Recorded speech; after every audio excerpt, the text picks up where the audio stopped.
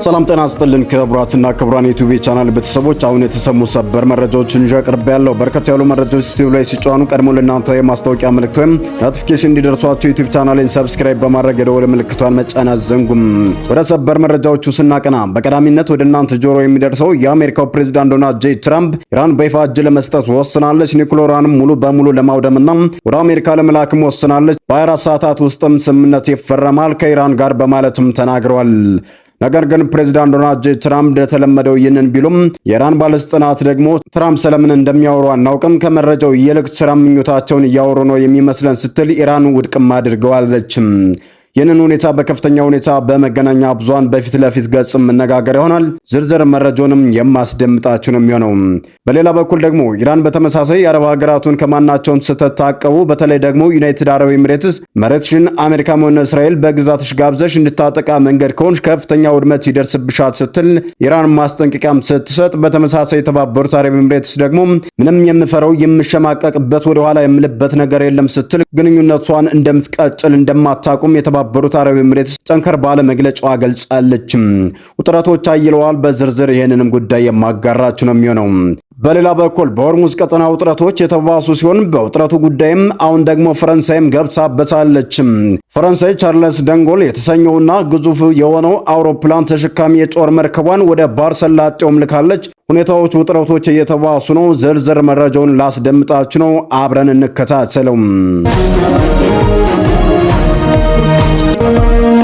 በቅድሚያም የኢራንና አሜሪካ ጦርነት ይቋጫል የተባለው የመጨረሻዎቹ ምዕራፎቹ እየተቃረቡ ሲሆን ዓለም በውጥረቱ የሚሆነው ነገር እየጠበቀ ይገኛል። የአሜሪካው ፕሬዝዳንት ዶናልድ ጄ ትራምፕ ባለፉት 24 ሰዓታት ውስጥ ከኢራን ጋር እጅግ በጣም ጥሩ የሆነ ንግግሮችን አድርገናል ሲሉ ነው የተናገሩት።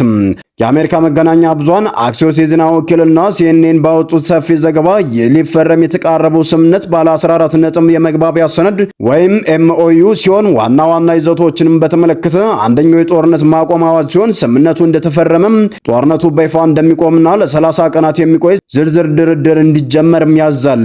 ሁለተኛው ደግሞ የኒውክሌር ጉዳይ ሲሆን ኢራን ዩራኒየም ማበልጸግ ፕሮግራሟን ለ12 ወይም ለ15 ዓመታት ለማቆም ቃል እንድትገባ የሚያስገድድ ሲሆን ዩናይትድ ስቴትስ የ15 ዓመት ገደብ ስትጠይቅ ኢራን ደግሞ 5 ዓመት ገደብ ብቻ እንደምትፈልግና ከ5 ዓመት በላይ ከሆነ ግን በድርድሩ እንደማትገፋና አሁን ባለው ውጥረት እንደምትቀጥል እየገለጸችም ነው።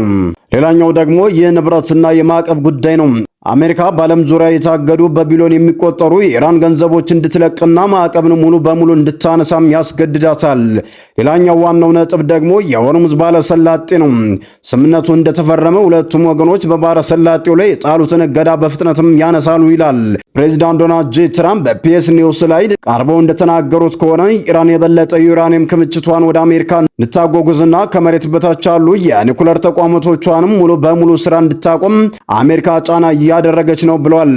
ትራምፕ ስለ ስምምነቱ ተስፋ ቢኖራቸውም ከዚህ ቀደም ተሰምቶ የነበረ ልንጠጋ ነው ልንፈራረም ነው ብዬ ስቃረብ በተደጋጋሚ ኢራኖች ይህንን ውል ውድቅ አድርገውታል። ስለዚህም ይህ ውል አሁን 24 ሰዓታት ቀርቶታል። በ24 ሰዓታት ውስጥ ኢራናውያን ፈርመው ውሉን ተቀብለው ለአሜሪካ እጅ የማይሰጡ ከሆነ ከ24 ሰዓታት በኋላ የሚሆነው ነገር በጥንቃቄ እየተመለከቱት ነው ብለዋል።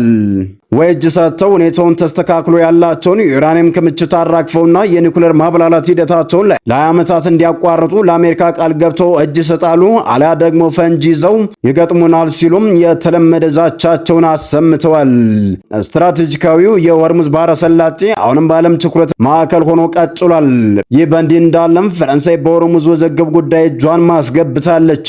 ቻርለስ ደንጎል የተሰኘ አውሮፕላን ተሸካሚ ግዙፍ የጦር መርከቧንም ከቀይ ባህር ወደ ሆርሙዝ ባህረ ሰላጤ እንዲጓዝ አስቸኳይ ትዕዛዝ መስጠቷም ተሰምቷል። ስትራቴጂካዊ ሆርሙዝ ባህረ ሰላጤ አሁንም በዓለም ላይ የትኩረት ማዕበል ሆኖ የቀጠለ ሲሆን የፈረንሳዩ ፕሬዝዳንት ኢማኑኤል ማክሮን ከኢራን ፕሬዝዳንት መሱድ ፔዛሽካን ጋር ካደረጉት የስልክ ውይይት በኋላ በሰላጤው ያለውን የንግድ እንቅስቃሴ በአፋጣኝ መልሱ ሲሉ የፈረንሳይ ፕሬዝዳንት አስቸኳይ ማሳሰቢያም ሰጥተዋል። የእንግሊዝ ሮይተርስ ዜና ወኪል እንደዘገበው ከሆነ ፈረንሳይና ብሪታንያ በመሪነት የሚያስተባብሩትና ከ40 በላይ ሀገራት በጥምረት የሚሳተፉበት ዓለም አቀፉ የባህር ላይ ጥበቃ ጥምረት ሆርሙዝን ለማስከፈት እየተቋቋመም ይገኛል።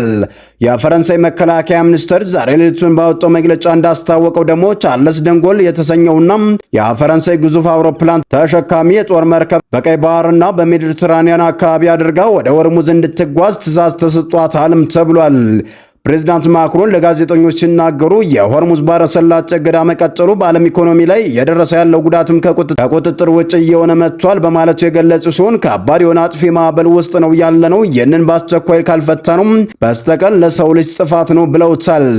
በሌላ በኩል ኢራን በባህረ ሰላጤው የሚያልፉ መርከቦች አዲስ ፈቃድ አሰጣጥ ስርዓት ተግባራዊ ማድረጓን የኢራኑ ፕሬስ ቲቪም ዘግቧል። በዚህም መሰረት ማንኛውም በባህረ ሰላጤው ለማለፍ የሚሞክር መርከብ ከኢራን የባህር ኃይል ፈቃድ ማግኘት እንደሚኖርበት ኢራን በዛሬው ዕለት ሌሊት ባወጣችውና ተግባራዊ ባደረገችው መረጃ ላይ ማስታውቃለች። በተያያዘ ዜና በኢራን ጦርነት ምክንያት የነዳጅ ዋጋ በከፍተኛ ሁኔታ ባሻቀበበት አሜሪካ አንዳች መፍትሄ ለማምጣት ሲባል የአሜሪካው ፕሬዝዳንት ዶናልድ ጄ ትራምፕ የጠሩት አስቸኳይ ስብሰባ በዋይት ሃውስም ተካሂዷል። ፕሬዝዳንት ትራምፕ በጠሩትና ዛሬ ሌሊቱን በዋይት ሃውስ ነጩ ቤተ መንግስትም የተካሄደው እንደ ቸቭሮንና ኤክሶን ሞቢል ካሉ ግዙፍ የነዳጅ ኩባንያዎች መሪዎች ጋር በመገናኘት ዝርዝር ውይይት መደረጉም ተመላክቷል። ትራምፕ በነዳጅ አምራች ኩባንያዎች ጋር በነበራቸው ውይይትም በአስቸኳይ በተለይም ደግሞ ከቬንዙዌላ በተገኘው ነዳጅ በፍጥነት እንዲያወጡ ወደ ገበያ እንዲያሰማሩ ፕሬዝዳንት ዶናልድ ጄ ትራምፕ ማስጠንቀቂያ ለነዳጅ ኩባንያዎች የሰጡ ሲሆን በፍጥነት ገበያው ለማረጋጋት በአስቸኳይ ከፍተኛ ቁጥር ያለው የነዳጅ ክምችት ካለባት ቬንዙዌላ በፍጥነት ወደ ገበያ ውስጥ አስገቡ ሲሉም ተናግረዋል። ትራምፕ ከኢራን ጋር ያለውን ጦርነት በተመለከተም አሁን ሁሉም ነገር በቁጥጥራችን ስር አድርገነዋል ያሉ ሲሆን ቢሆንም ኢራን ለስምምነቱ ፈቃደኛ ካልሆነች በሚቀጥለው 24 ሰዓታት እንጠብቃታለን፣ የአየር ድብደባው በከፋ ሁኔታ እንጀምርባታለሁ ብለው ማስጠንቀቃቸውንም ፎክስ ኒውስ ሁኔታውን ተከታትሎም ዘግቧል። የኢራን ፓርላማ አፈ ጉባኤ መላው ኢራናውያን ለሚመጡት ከባድ ቀናት እንዲዘጋጁም ጥሪም አቅርበዋል። አሜሪካ ሀገሪቱን ለማፍረስ እየሞከረች እንደሆነና ኢራን ግን በታሪኳ እጅ ሰጥታ እንደማታውቅም ተናግረዋል። የኢራን ከፍተኛ ባለስልጣናት ትራምፕ ስምምነት ሊደረስ ነው ማለታቸው ወድቅም አድርገውታል። ኒኩሌርን ማውደምም ሆነ እጅ መስጠት የማይታሰቡ የአሜሪካ ህልሞች ናቸውም ብለዋል። ኢራን ያላትን አመለካከት በፓኪስታን አደራዳሪዎች በኩል ለአሜሪካ እያሳወቀች እንደሆነና እስካሁን ግን አዲስ የተለየ ነገር እንደሌለም ገልጸዋል። ኢራን የአረብ ሀገራት ለአሜሪካና ለእስራኤል የጦር ሰፈሮች ካመቻቹ ሙሉ በሙሉ የሚያወድም ጥቃት የሚሰነዘርባቸው እንደሚሰነዘርባቸውም ዳግም አስጠንቅቃለች። ኤሚሬትስ የኢራንን ዛቻ እንደማትቀበልና ከሌሎች ሀገራት ጋር የምታደርገውን ግንኙነት የሉዓላዊነት ጉዳይ መሆኑንም በጠንካራ መግለጫዋ ማስታውቃለች። የቻይና የውጭ ጉዳይ ሚኒስትር ዋንግዮ የሆርሙዝ ባህረ ሰላጤ የንግድ እንቅስቃሴ በአስቸኳይ እንዲመለስ በይፋ ጠይቀዋል። ቻይና የኢራን የቅርብ አጋር ብትሆንም ግጭቱ እንዲቆም ትፈልጋለች። ይህ የአሜሪካና የባህረ ሰላጤው ሀገራት ኢራንን በሆርሙዝ ባህረ ሰላጤ ያላትን ቁጥጥር ለመስበር የሚደረገው የአሜሪካ የዲፕሎማሲያዊ ጥረትና ወታደራዊ ጥረት እስካሁን ድረስ ከጦርነቱ ጅማሬ ጀምሮ ምንም አይነት ለውጥም ፋይዳም አላመጣም። የተባበሩት አረብ ኤሚሬትስ ለሁለተኛ ተከታታይ ቀን የኢራን የሚሳይልና የድሮን ጥቃት ሰለባ ሆናለች። የሀገሪቱ አየር መከላከያ ጥቃቶችን ለማክሸፍ እየሞከረ ቢሆንም የነዳጅ ማስተላለፊያ መስመሮች ላይ ከፍተኛ ውድመትም ደርሷል። የኢራን ውጭ ጉዳይ ሚኒስቴር ዩኤኢ ግዛቷን ለአሜሪካና ለእስራኤል ጥቃት መነሻ ናት ማዋሏን እንድታቆም አጥብቆም አሳስቧል። ይህ ካልሆነ ግን ከደረሰባት በላይ የከፋ ውድመት ሊያጋጥማት እንደሚችልም አስጠንቅቋል። ይህ በእንዲህ እንዳለ 30 የሚሆኑ የዲሞክራቲክ ፓርቲ አባላት ለትራምፕ አስተዳደር ደብዳቤም ጽፈዋል።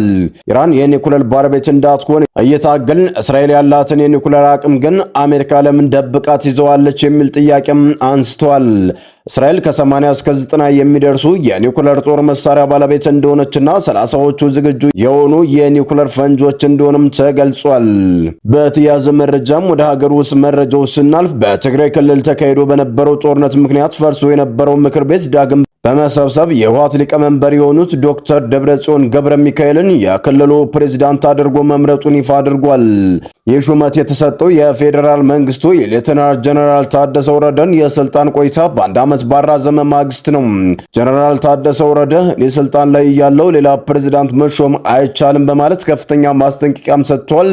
ጀነራል ታደሰ ወረደ አሁን ያለው ሁኔታ በሰላምና በጦርነት መካከል ባለች ቀጭን መንገድ ላይ ነው ብለዋል። የህወሓት መሪዎች እየወሰዱት ያለው እርምጃ ክልሉን ዳግም ወደ ደም አፋሳሽ ግጭት ሊመልሰው እንደሚችልም ስጋታቸውንም ገልጸዋል። በትግራይ ክልል የተፈጠረው የአዲስ ሁለት ፕሬዝዳንት የማሾም ሁኔታ በተመለከተም የኢትዮጵያ ፌዴራል መንግስት እስካሁን የሰጠው ይፋዊ ምላሽ እንደሌለም ተጠቅሷል። ሰላም የተወደዳችሁና የተከበራችሁ የሚዲያችን ቤተሰቦች ለሰዓቱ የነበሩን መረጃዎች እነዚህን ይመስሉ ነበር። በሌላ መረጃዎች እስከምንገናኝ በያላችሁበት ሰላም ቆዩልን።